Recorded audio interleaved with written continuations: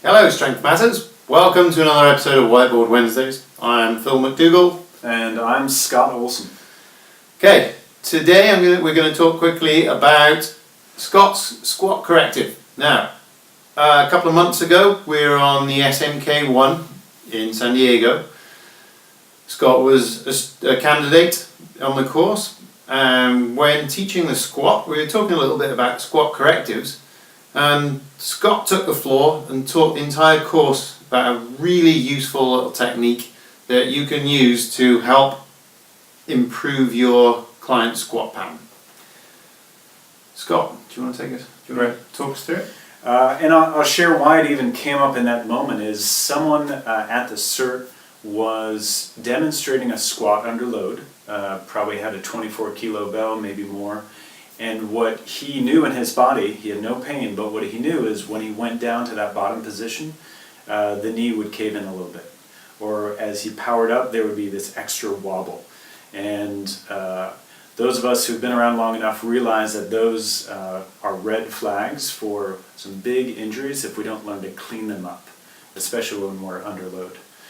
So real quick, because the visuals here on the board, when I saw this pattern and saw what was going on, without explaining too much, I suggested that we take a band that was wrapped over a pull-up bar, a nice heavy resistance band, and that he stand, so without the kettlebell, he stand and create resistance and pull on the band, and literally pull himself down into the squat.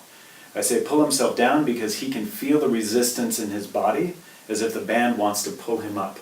So he's fighting this resistance as he pulls himself down into a squat, very deep, perfectly clean. He comes up, perfectly clean, no wobble.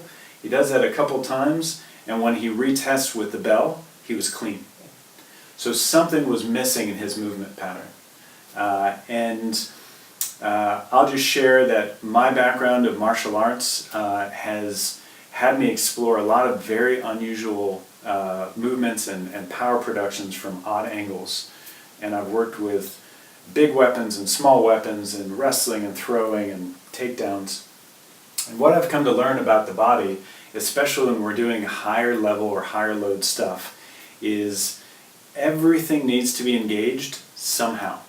There's some degree of tension, great or small, that should be active throughout our whole body. Hip sockets, pelvic floor, rib cage, shoulder girdle, all of it should be lit up if we want to have clean, high-level movement.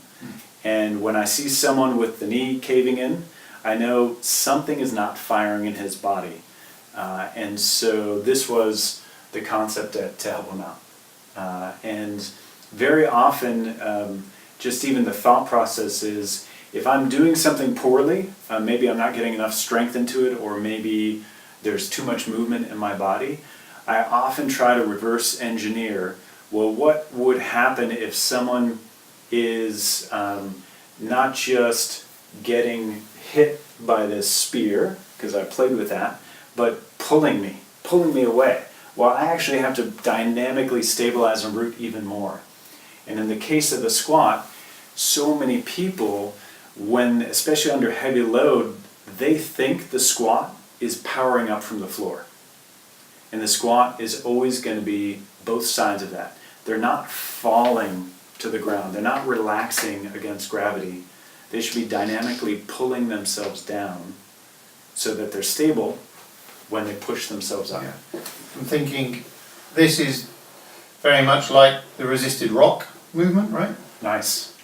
So somebody, excuse bad picture there, but this is somebody on the floor.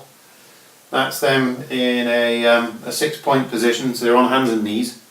The resisted rock is where they pull their hands back towards the knees, but without actually moving them. So they're always applying that force backwards, whilst they're rocking their body in and out of a squat pattern. Yep.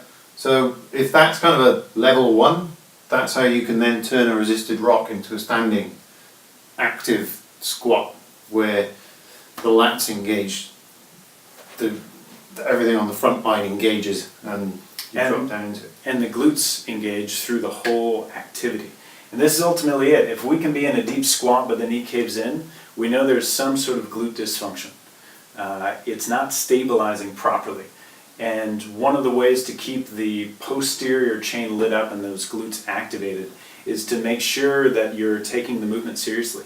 As if something is pulling you up, you're resisting that to go down, you will stay engaged in the glutes.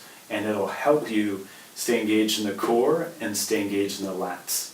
So when you see this resisted drill with the band, one of the first things that's happening is you're pulling on the band to load the lats. Yeah. When the lats are loaded, it's easier to stay engaged in the core. It's easier to keep the glutes turned on. Mm-hmm. Great. Play with it, try it, and Works. yeah. All right. Well, thanks for watching this one, and we'll see you next time. Bye for now.